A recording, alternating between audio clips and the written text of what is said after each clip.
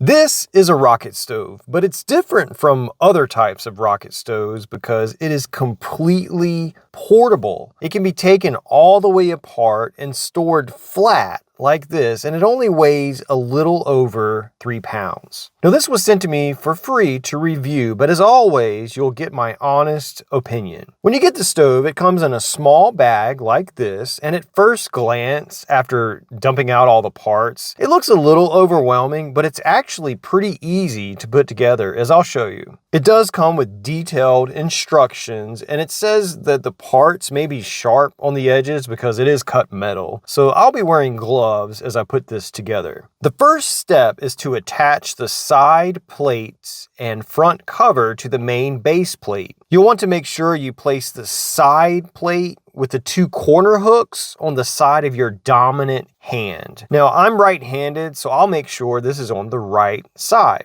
And this will determine the location of the vent door handle, as you'll see in a bit. Now, overall, the stove is pretty easy to put together, and following the instructions is just like putting together a puzzle. It's not that bad at all. Mostly, you're just putting the pre-cut holes on these metal hooks, as you can see here, and then just push it down, and that secures it in place. And I like that. Then you attach the rear plate and then attach the lower feeding tube cover, and again, making sure to push down over the hooks to secure it in place. Next, we attach the sliding vent door, making sure that the handle is on the side that has the 2 hooks. You also want to make sure that the side that has the 2 cutouts are on the top so that the vent can fully close. Then we attach the upper feeding tube cover. Now here you can see a small gap below the sliding vent door on the right side on the bottom. And this is because I was moving the stove around and the lower feeding tube cover came loose. Now keep an eye on that because it's about to fall off in a little bit. And the next step is to attach the fuel holding plate. This is what your sticks or whatever fuel you have will be laying on. And these 2 notches here need to go in the holes in the back. This was a little tricky trying to get it lined up, but not too bad. And while doing this, the lower feeding tube cover that I mentioned was loose came off, so I had to reattach that. And once I got that in place, I was able to get the fuel holding plate in place pretty easily.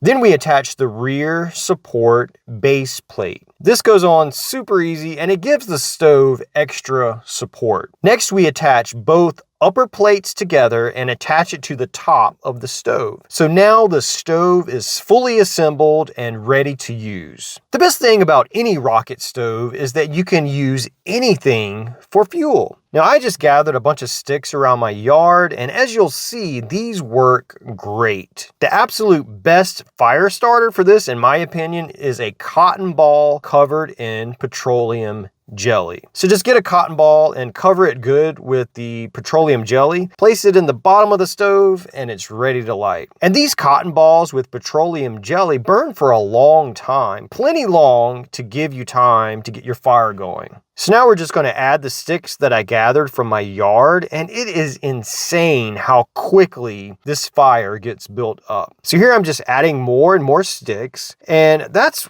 why I love rocket stoves. The fact that you can use anything for fuel makes them perfect for camping or emergencies. Not only can you feed the sticks from the bottom, but you can also just drop them in from the top if you want. Now, if you want to control the burn a little bit, you can slide the vent door to limit the air intake. Now, this is a great feature that this particular stove has, and I like this a lot. It hasn't been long at all, and you can see we already have a flame coming out the top of the stove. So now I'm going to add a little more fuel to the fire and see if we can really get it going. I couldn't believe how big this flame got so fast with simply adding these little sticks from my yard. And cooking or boiling water with this thing should be no problem at all. So now I'm going to give it a try. I've got a small pot of water here, so I'm going to see if I can bring it to a boil. And here, while placing the pot on top of the stove, I did notice that even though this is a portable stove that you put together, it feels super sturdy and strong. It's not wobbly at all. And as your fuel burns, you want to make sure you keep pushing it in so the flames don't go out. Just get a longer stick and push them in there, and also keep adding other sticks as well. And you can see the flame is actually already touching the bottom of the pot. I just kept adding fuel and noticed the sticks were burning up pretty quickly, so I closed the vent most of the way to slow it down a bit. And so I kept adding sticks, and in just a few minutes we had a boiling pot of water. So this stove works